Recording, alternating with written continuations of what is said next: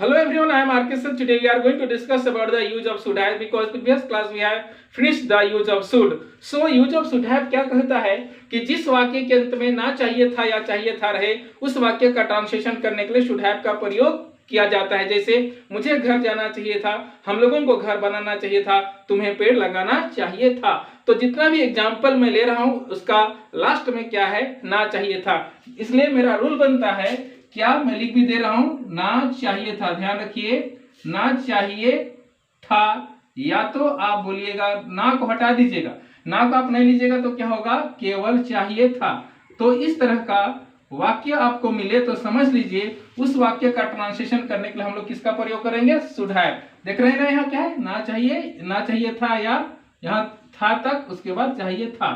तो इसी के अनुसार यदि हम लोग एग्जाम्पल लें तो हमारा एग्जाम्पल क्या बनेगा, ध्यान रखिए।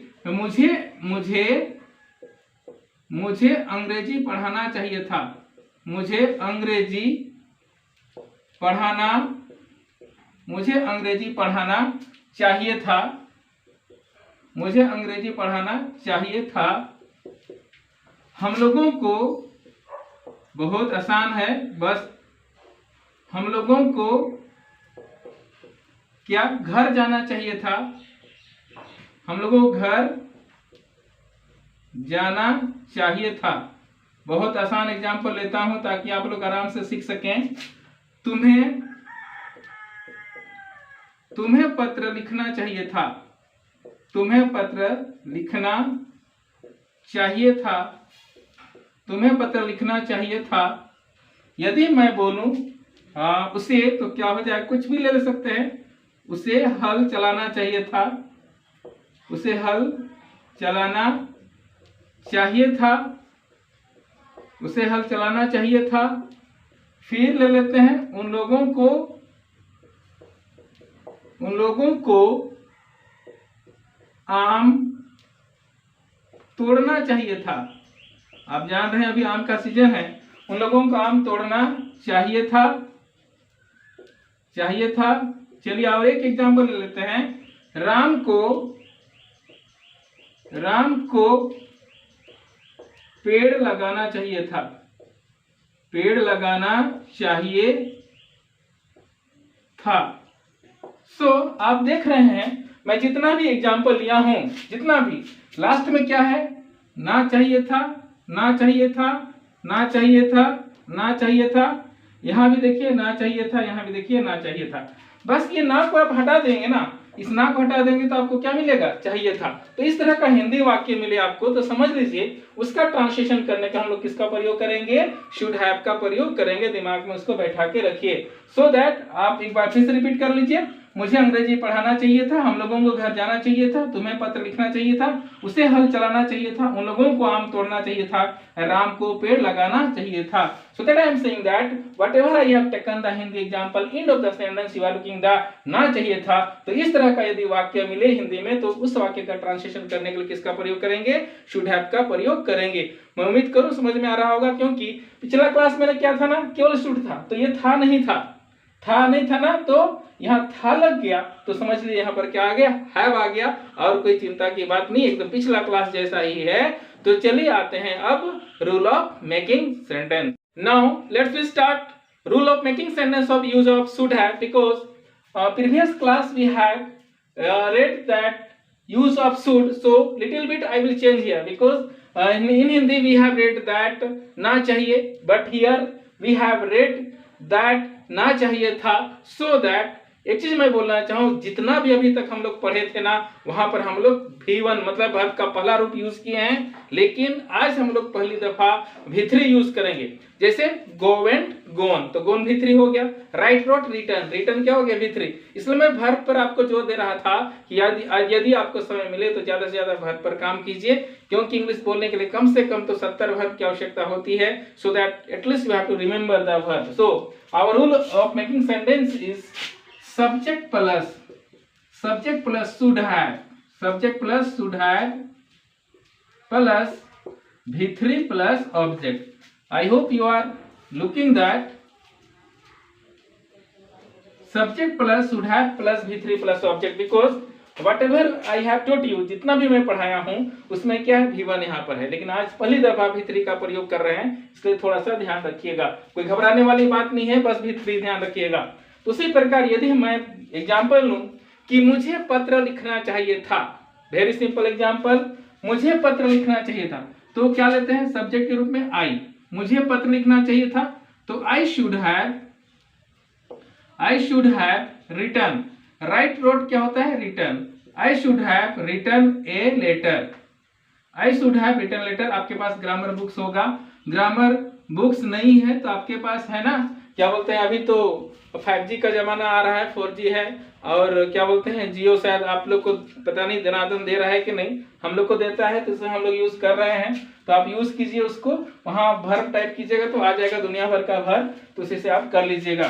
तो यदि हम बोलते हैं कि हम लोगों को पत्र लिखना चाहिए था, तो क्या हो जाएगा, we should have, very simple, we should have written letter, मैं केवल सब्जेक्ट चेंज कर रहा हूं, be careful about it, we should have written a letter.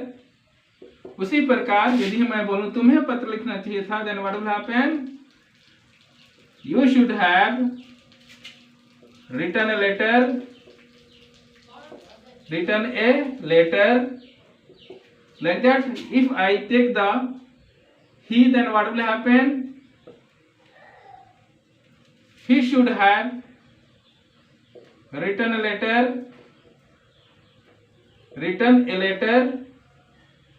ये रिटर्न का स्पेलिंग क्या है, WRITTEN, रिटर्न, ध्यान रखिएगा। यदि हम फीमेल लेते हैं तो क्या हो जाएगा, सी, तो क्या होगा,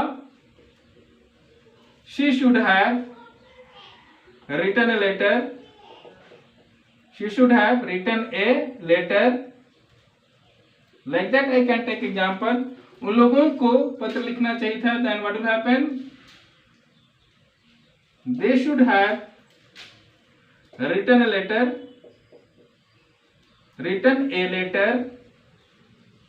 again I am taking one more example, I am taking any name, so Ram को पत्र लिखना चाहिए था, then Ram should have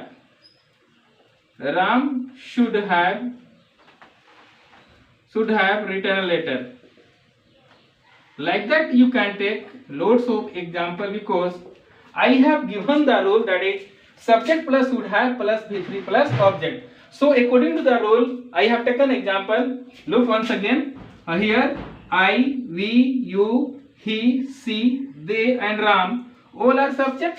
After the subject you are looking the should have, so that each and every sentence you are looking here should have.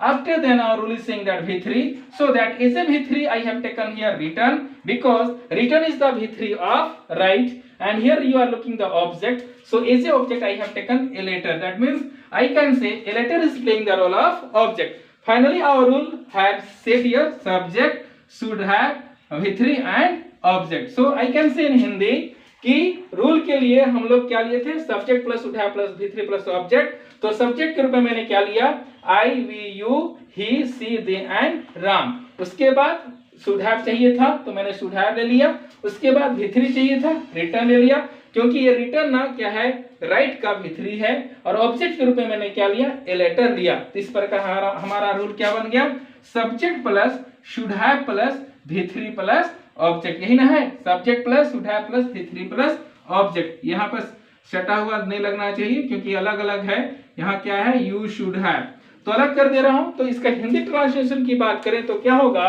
कि I should have written letter, मुझे पत्र लिखना चाहिए था, we should have written letter, तुम हम लोगों को पत्र लिखना चाहिए था, you should have written letter, तुम्हें पत्र लिखना चाहिए था, he should have written letter, उसे पत्र लिखना चाहिए था, she should have written letter, उसे पत्र लिखना चाहिए था, they should have written letter, उन लोगों को पत्र लिखना चाहिए था, Ram should have written letter, Ram को पत्र लिखना चाहिए था, मुझे पत्र लिखना चाहिए था, हम लोगों को पत्र लिखना चाहिए था, तुम्हें पत्र लिखना चाहिए था, उसे पत्र लिखना चाहिए था, उसे पत्र लिखना चाहिए था, उन लोगों को पत्र लिखना चाहिए था, राम को पत्र लिखना चाहिए था।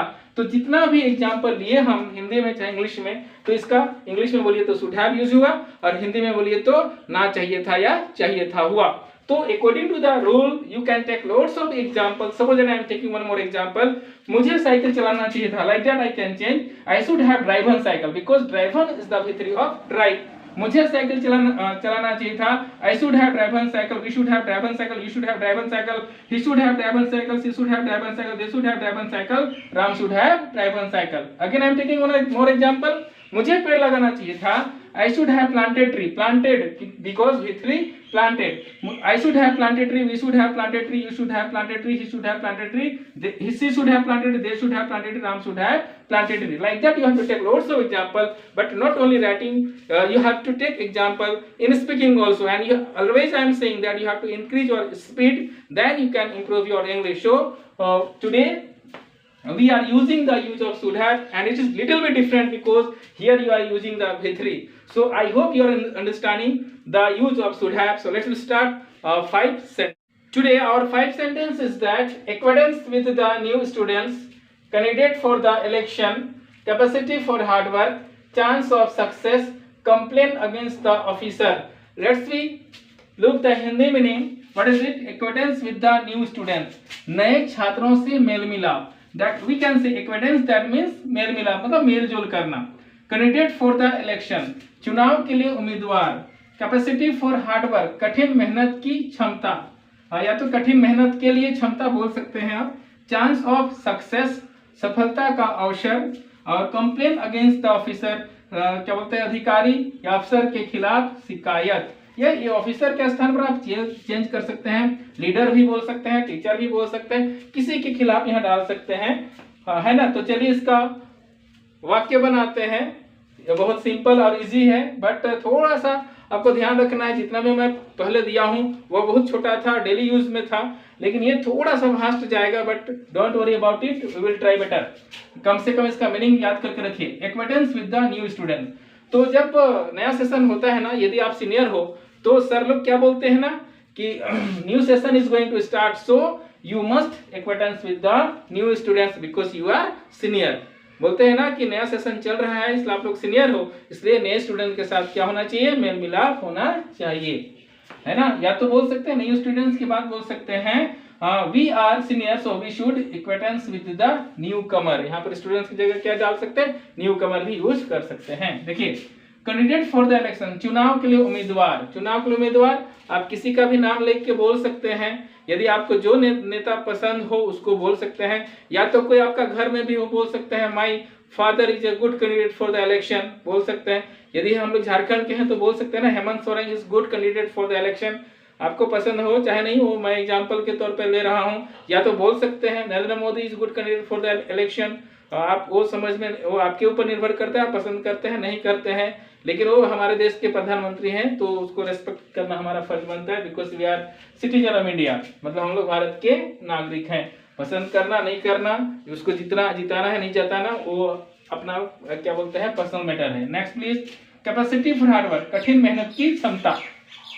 We are student so we should increase capacity for hard work. हम लोग विद्यार्थी हैं इसलिए कठिन मेहनत की क्षमता को क्या करनी चाहिए, बढ़ानी चाहिए. वी शुड पढ़े ना, इसलिए मैं सबको पढ़ाया हूँ. मुझे कठिन मेहनत की क्षमता को बढ़ानी चाहिए. I should increase the capacity for hard work. तो कठिन मेहनत की क्षमता को बढ़ाएंगे तब ना जी हम लोग ज्यादा पढ़ेंगे और क्या बोलते हैं कंपटीशन को में भाग लेंगे और हम लोग नौकरी करेंगे. सो कैपेसिटी फॉर हार्ड वर्क. हम लोग और एक आध एग्जाम्पल लेते हैं इसमें. कैपेसिटी फॉर हार्ड वर्क, कठिन मेहनत की क्षमता. If you do exercise, if you maintain the routine for eating and sleeping, then you can increase the capacity for hard work. ऐसा simple. Chance of success, सफलता का अवसर. Everybody can get chance of success in their life, so that we must try to understand your chance. Chance of success. We can say also. I am taking very simple example, and I hope that you are understanding my English because I am using very simple English. So, chance of success. I got chance of success in my life, but I failed in exam. Like that. You can say I got chance of success in my life that I failed in interview. Like that. Next, complaint against officer. अधिकारी के खिलाफ शिकायत. Our officers are corrupt, so that we should complain against the officer. या तो बोल सकते हैं our leader is very corrupt, so that we should complain against the officer. Corrupt मतलब क्या होता है, भ्रष्ट. तो इसी प्रकार यदि टीचर ठीक नहीं है तो आप बोल सकते हो our teacher is not good, so that we should complain against the teacher. तो इस तरह से आप you will try to make sentence whatever I have given, जो भी मैं दिया हूँ उसके अनुसार क्या कीजिए, आप वाक्य बनाने की कोशिश कीजिए, उसको करेक्शन कीजिए। मैं कोशिश करूंगा 110 तक दूंगा, उसके बाद तब तक तो हम लोग का क्या होगा, ग्रामर सेक्शन खत्म हो जाएगा। नहीं होगा फिर भी इसको एक बार रिवीजन कर लेंगे ताकि आप उसको अच्छे से कर पाएं। तो मैं उम्मीद करूं कि आप बना रहे होंगे, समझ में आ रहा होगा। बहुत एकदम इजी है, मैं थोड़ा अलग तरह से बताता हूं क्योंकि मुझे सबका मुंह खुलवाना है, इसलिए आप बोल बोल के प्रैक्टिस कीजिए। यदि आपको लगे कि मैं आप अच्छा कर रहा हूं तो उसका वॉइस मैसेज आप भेजिए कि आप इसको बोल के, कैसे, जैसे हम पिछला पढ़ाए थे ना, I should write a letter, I should have written a letter, तो I should have written letter, उसका उस तरह का क्या बोलते हैं, आप कोई भी एग्जाम्पल लीजिए। बहुत सारे बच्चे वॉइस मैसेज भेजते हैं, उनका स्पीड में देखता हूं, तो स्पीड जिसका रहता है उसका ना हमको अंग्रेजी सिखाने में थोड़ा सा इजी हो जाता है, तो आप वो चीज़ कीजिए। तो चलिए आज का क्लास हम लोग यहीं समाप्त करते हैं, तो मिलते हैं नए क्लास में। लेकिन मैं रोज बोलता हूँ, आज भी बोल दे रहा हूँ कि मेरा जो चैनल को यदि आप सब्सक्राइब नहीं किए तो जल्दी से सब्सक्राइब कर दीजिए, लाइक कीजिए, दोस्तों के बीच में काफ़ी मात्रा में शेयर कीजिए ताकि और लोग भी सीख सके। और इसका नोट चाहिए तो इसका डिस्क्रिप्शन में जाइए, जो लिंक रहता है उसमें आप घुसिएगा तो इसका नोट आपको मिल जाएगा। मिलते हैं नए क्लास में। जय।